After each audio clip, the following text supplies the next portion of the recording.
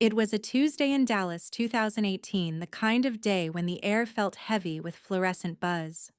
I was 52, 12 years deep into this company, when Linda, the freshly imported COO with a buzz cut and a god complex, strode onto the stage like she was auditioning for a courtroom drama. No agenda, no kindness, just that thin smile that said empathy was optional. Then the blow, effective. Immediately Rachel's role is eliminated. No one is irreplaceable. 12 years. 12 years of saving contracts on the Brink building systems from scraps, keeping clients from bolting. Gone just like that. Like she was announcing soup of the day. The silence that followed wasn't shock. It was fear. Corporate silence where everyone forgets how to breathe in case their name is next. I didn't move, didn't flinch. My spine just turned into steel. Something cracked, not in me, but around me. That's when I saw him. Third row gray suit leather binder. Michael from the acquisition team, the man about to sign a $400 million deal. He wasn't impressed. He wasn't clapping. He was staring at Linda like she'd just vandalized a church. Then slow and deliberate, he closed his binder. A soundless guillotine. Now quick pause. If you're hooked on this disaster, hit that like button and subscribe. It's free, fuels us with caffeine and keeps stories like this. Alive stories, HR praise, never see daylight. Back to the bloodbath. I rose slowly, buttoned my jacket, nodded as if someone had just handed me a slice of stale cake at an office party. Linda smirked, expecting tears, maybe begging. What she got instead was silence, and the first unraveling of her carefully stitched career. What she got was my slow, quiet walk to the exit while 200 employees stared at the floor like it might save them. But I didn't leave the building. Oh no. I passed reception, slipped by the HR crew whispering near the copier, and ducked into the side lounge, the one that always smelled of burnt popcorn and had an ice machine that coughed like a smoker. That's where Michael found me 5 minutes later, his tie already loosened like he knew what was coming. "Got a minute?" he asked. I sipped the bitter coffee, gestured to the cracked vinyl couch like I owned it. He sat quiet, watching me. Then he said, "Did Linda really just fire the only person who understands how your systems map to our integration plan?" I shrugged. "Looks that way." He exhaled long and sharp. Jesus. That was the real start, not the firing, not the binder closing, but this. The tables didn't just turn, they spun like a roulette wheel, and for once, I wasn't the poor fool betting on black. He leaned forward. "Off the record, how deep does your involvement go? Can we talk?" I looked at him, calm ice in my veins. "You want the truth? Or the version Linda gave legal? Start with the truth." So I did. And somewhere upstairs, still glowing from her public execution stunt, Linda had no idea that the man she dismissed as background was already rewriting my future without her in it. The all-hands meeting scattered like smoke whispers trailing down hallways. I stayed in the lounge, the artificial fireplace flickering against my blank face. My heart wasn't racing. It was steady, surgical. 12 years of juggling flaming deadlines and glitchy vendor contracts will either break you or make you dangerous. I chose the second option. That's when I felt another presence. I looked up. Same gray suit. Same grim expression. Michael again, sharper now. "You got a minute?" He repeated, quieter this time. I pushed my empty cup aside and nodded. "Always." He shut the door like it was a confessional. No clipboard, no laptop, just truth waiting on the table. No laptop, just two hands steepled like he was holding the fate of the company between his thumbs. "I want to level with you," Michael said. "We were told this was a meet and greet. It's not. I've been quietly auditing your systems, talking with key clients. Your initials are on everything: compliance, retention, integration, vendor management. Every critical process." I leaned back, ankle over my knee, masking the thought blazing in my head. Linda's career ends here. That's surprising, I said smoothly. I always thought I was just a cog in the machine. He smirked. No, you're the blueprint. Silence stretched. Outside, I heard Linda's heels clacking down the corridor, hunting for attention like a hyena sniffing for cameras. My phone buzzed HR asking if I wanted an exit interview. I silenced it. Michael leaned closer. Between us, if you're not part of the deal, we may walk. I studied him. Calm. You can't inherit a black box, he added. Our due diligence assumed your transition plan. No plan, no deal. Through the glass, Linda hovered, pretending to type, stealing glances like a child pressing her nose to a candy shop window. Michael noticed eyes narrowing. If you've enjoyed this chapter, make sure to subscribe. You won't want to miss what comes next when the tables turn even further. Did she really think firing you publicly was smart? I gave a half smile. Linda's the kind of leader who thinks a chainsaw counts as strategy. He chuckled, rubbed his eyes suddenly older. Jesus, this is a mess. No, I said, rising slowly. It's an opportunity. We shook hands, steady, not desperate, just clarity. I'll be in touch soon, he said at the door. Need to talk with my team. I nodded. I'll be around. I don't leave in a rush when I'm the one holding the blueprints. He stepped out just as Linda came strutting down the hall, smile stretched too wide, glitter overwrought. Rachel, mind if we chat real quick? Her voice dripped with that fake sweetness reserved for holiday layoff memos signed cheers. I didn't stop walking. Bit busy, Linda. Catch you later. She blinked, gears grinding behind her eyes. The smile faltered just a twitch, like Botox slipping. I passed without looking back, but I could feel her unraveling. Each step tugged at the hem of her carefully stitched career. She still thought she'd won. She hadn't read the fine print yet. The next morning, I met Michael at a coffee shop 3 blocks from HQ, the kind that charges $5 for drip and employs baristas who look like they moonlight in punk bands. He was already seated in the corner, sleeves rolled up, phone face down. Alone. Serious.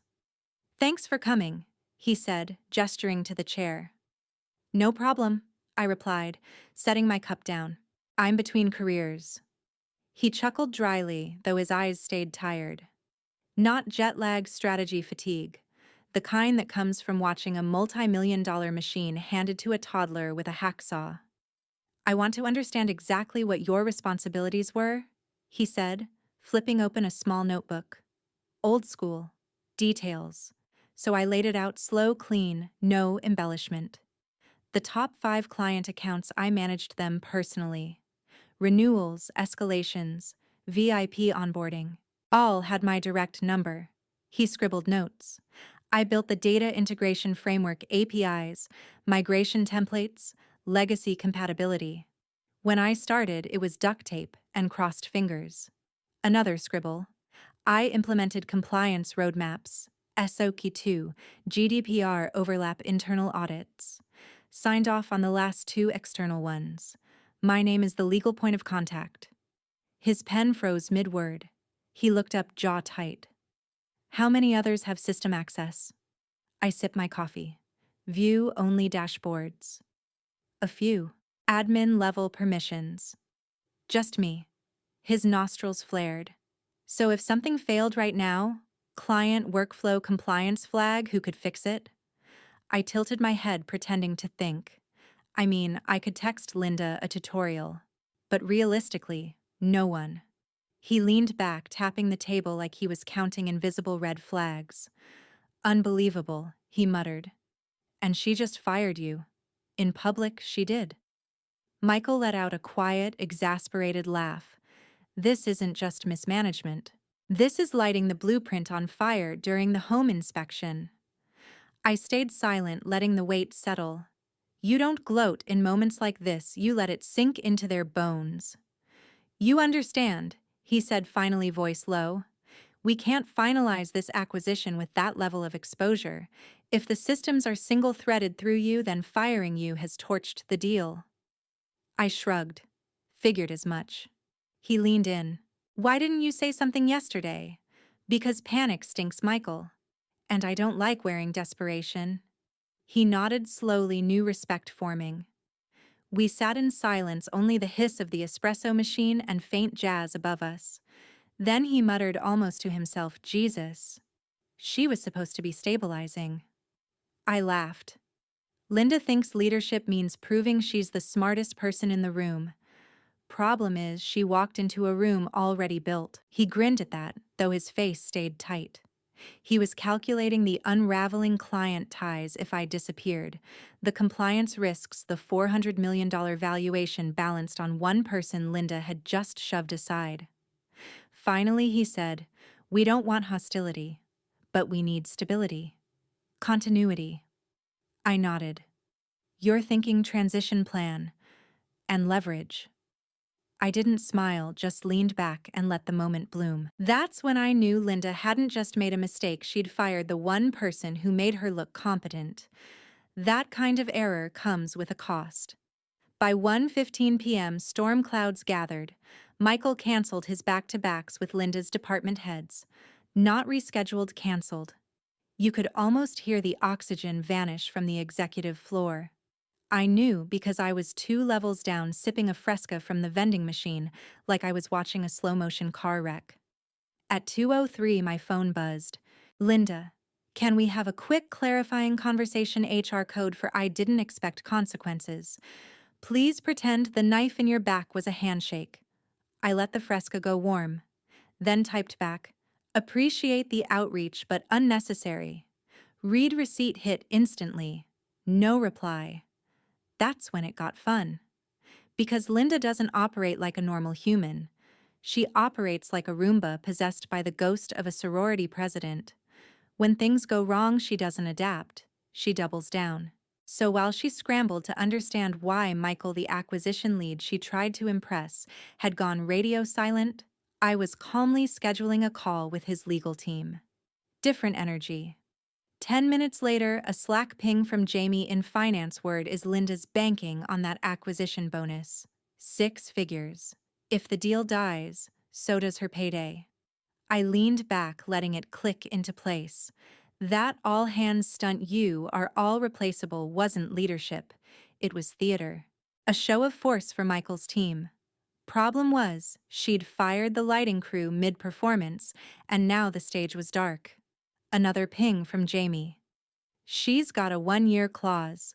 Acquisition closes, she gets paid. Falls through. She's just another angry PowerPoint. I grinned so hard I nearly cracked a molar. Back at HQ, Linda was pacing the glass fishbowl of her corner office like a tiger in too small a cage. And people noticed. You can't stomp 5 miles in stilettos across polished concrete without drawing stares. Every exec she'd tried to dazzle that morning now avoided her gaze. Some whispered behind closed doors, trading theories like contraband in emails labeled "quick note" or "circle back." One department head passed my desk and muttered, "What did you say to him?" I shook my head. Didn't say anything. Just told the truth. He looked at me like I'd confessed to witchcraft. At 4:42, another message. Linda, again. Follow-up retransition support. I clicked mark as read and moved on. Panic has a smell, it seeps into the carpet, the vents, every desperate email sent by someone who thought they were untouchable until the floor gave way. Linda had spent 2 weeks swinging her new title like a mace. Now it was boomeranging back. Linda kept barging into department meetings with suggestions that were really ultimatums. People tolerated it, convinced a cushy buyout and shiny parent company would smooth her jagged edges. But now the buyer wasn't answering her emails. Her executive presence had curdled into silence, and the one person who actually understood the systems, me, was ignoring her with the cold indifference of a cat watching a vacuum cleaner. The best part. She still thought this could be salvaged. She hadn't realized I wasn't her employee anymore. I was her consequence. Dinner was at an overpriced steakhouse downtown. Dim lighting, leather booths, a wine list thicker than a training manual. I arrived in a plain button-down, sleeves rolled up. Let the suits play dress-up. I'd earned comfort. Michael was already at a corner table flanked by two colleagues, one from legal, one from ops. Smiles, handshakes, nods. They weren't just courting me. They were vetting me.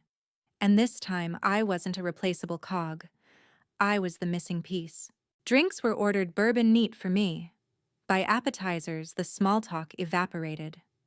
Michael leaned in, voice low. I'll level with you. We've reviewed the framework. We know the dependencies. Frankly, we can't close without you. I didn't blink. Then don't close. The table froze like I'd dropped a grenade between the breadbasket and butter dish. I wasn't bluffing. I just wasn't afraid of silence. Michael cracked a smile. That's not our path. We want a bridge. He slid a folder across the table. One page. Simple, almost insulting. Consultant agreement. 6 months. $40,000 per month. Remote. Flexible. Transition support. No reporting to Linda. I scanned it. No equity clause. Already vesting, he said. Full acceleration. Legal confirmed. I leaned back, letting it breathe. You're not offering a band-aid. You're building me a parachute. Michael nodded.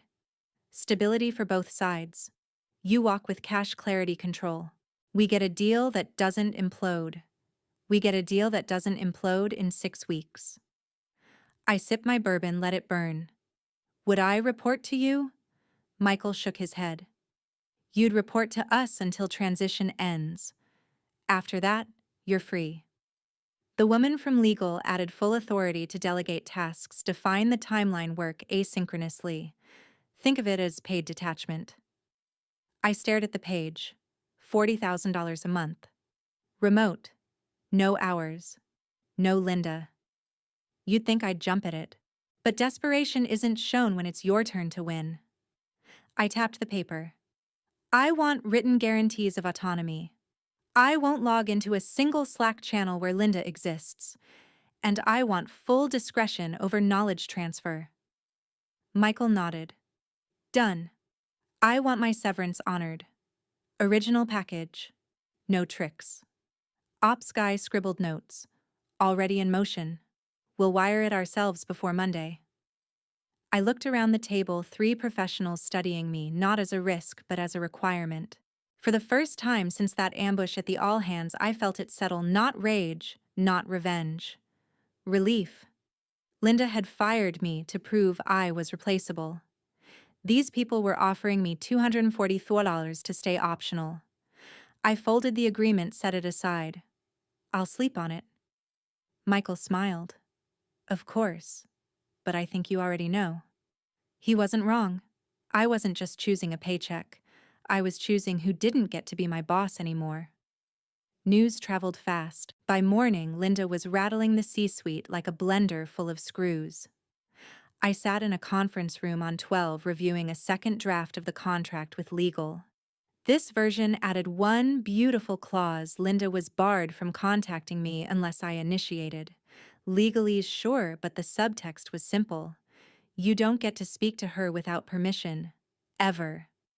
I was halfway through my second coffee when the door burst open.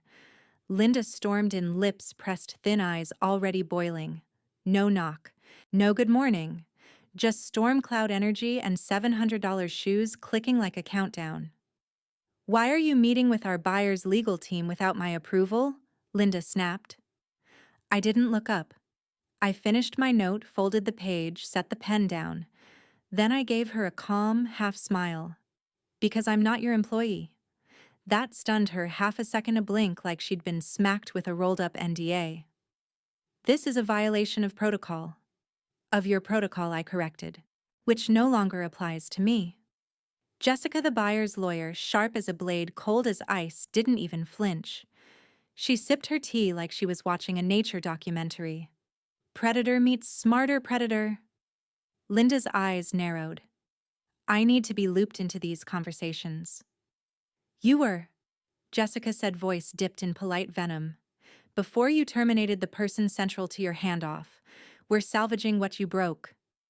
Linda's fury swung back to me, but panic bled through the edges. She'd miscalculated, fired the wrong chess piece, and now was pretending the queen hadn't just walked off the board. "You don't get to go around me," she hissed. I leaned back, fingers laced behind my head. "I didn't go around you. You opened the exit and held the door." She stepped closer. "You think this makes you irreplaceable?" "No," I said evenly. "You already said I wasn't. I'm here as a favor to them." Jessica nodded at the folder. "And that favor is being fairly compensated. Speaking of, Rachel's package is being restructured. Ready by end of day." Linda's face twitched. "Oh," I said sweetly. "Didn't HR loop you in?" She froze, fury warring with realization.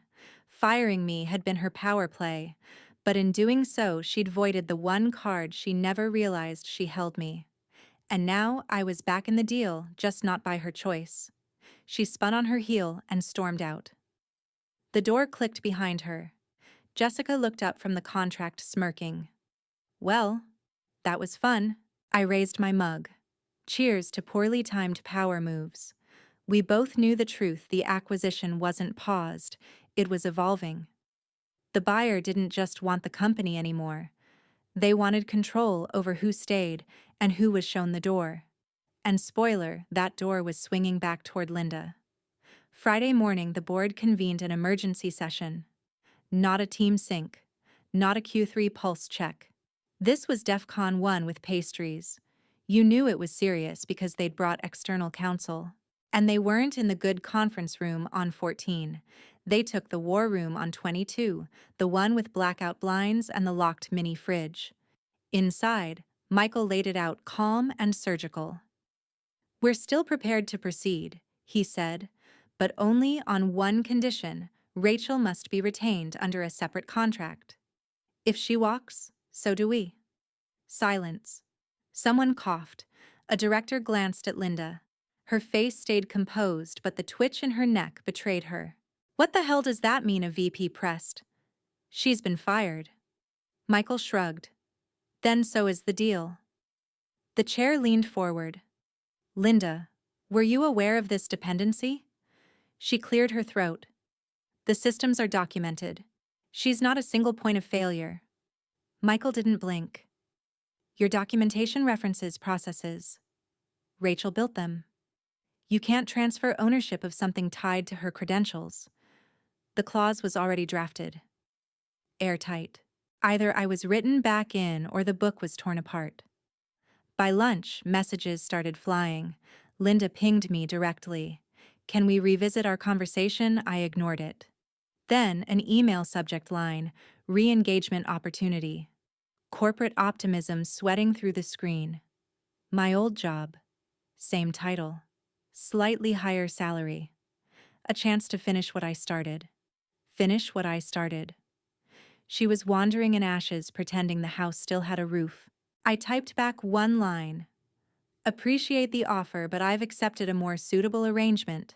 5 minutes later, I signed the consultant contract. Direct deposit hit before the ink dried. First payment, $40,000. Severance bonus already restructured and doubled. Stock options vested. Full access, full autonomy. At 2:47 p.m., an internal memo hit the C-suite: per acquisition terms, Rachel will be retained as external advisor overseeing transition. By 3:10, another memo: Linda's bonus package to be revisited post-transition. Translation: no payday for burning the barn down.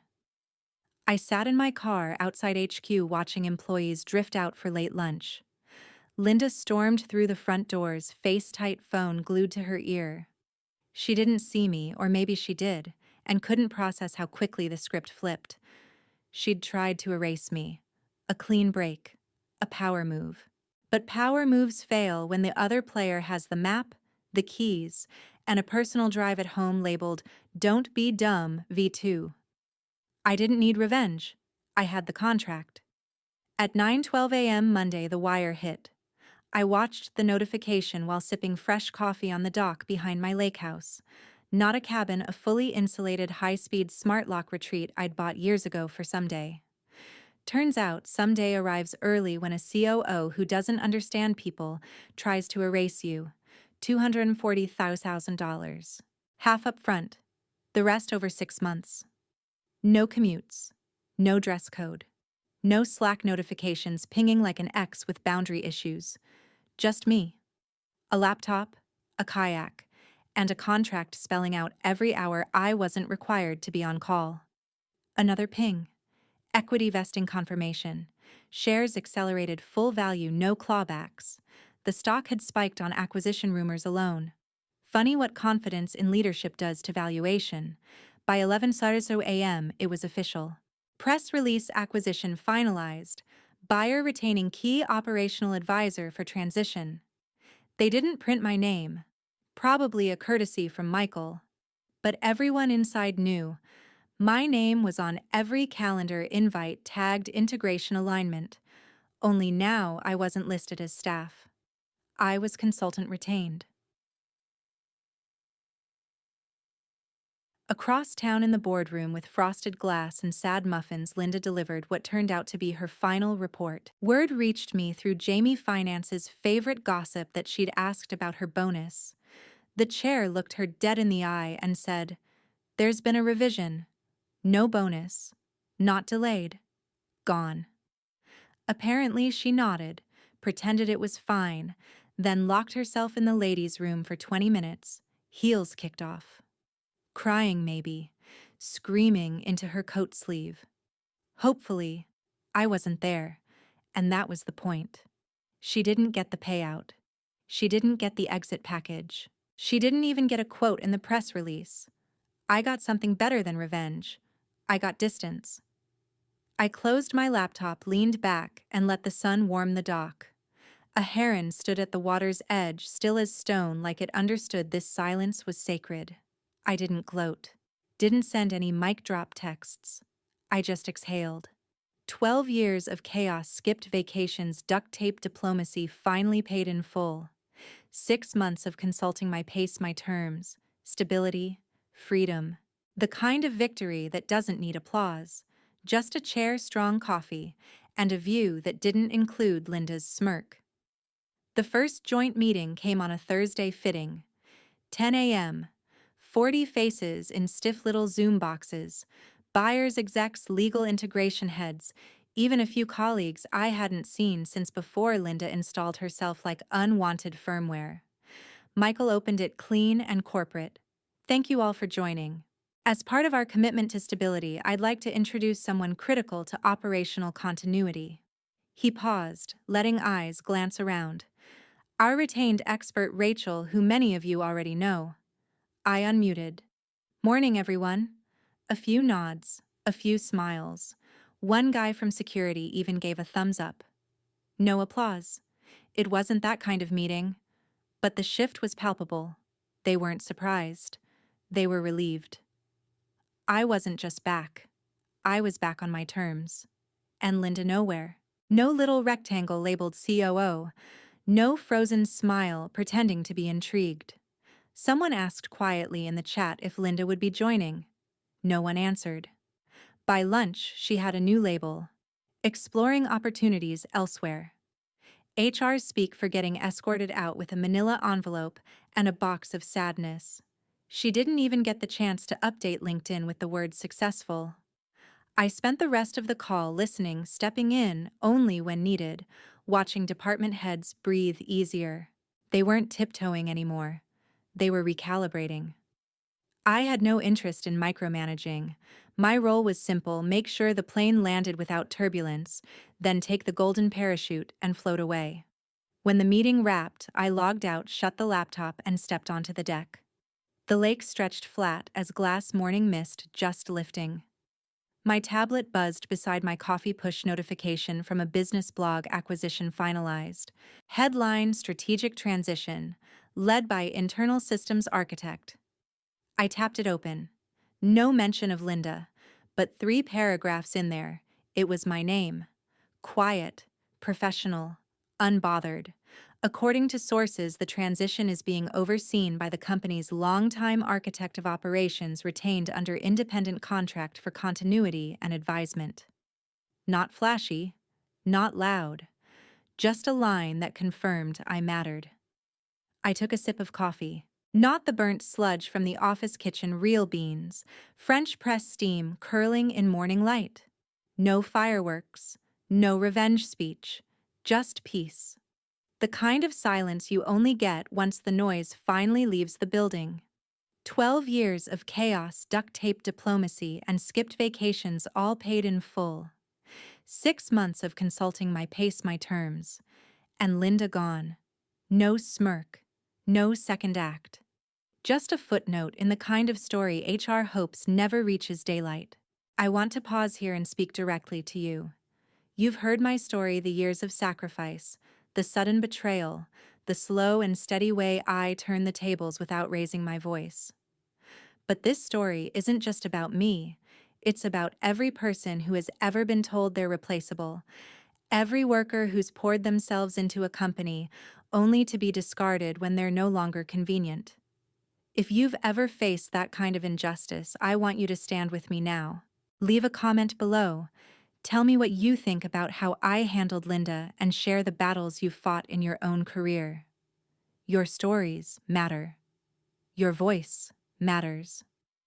And together they become louder than any executive memo or corporate announcement. So don't stay silent, support me, support each other, and let's build a space where loyalty, hard work, and fairness are valued. And here's my advice to you from someone who lived it: never confuse your worth with your job title. Companies will try to define you by the box you fit into, but the truth is, your value comes from the skills, the resilience, and the reputation you carry with you.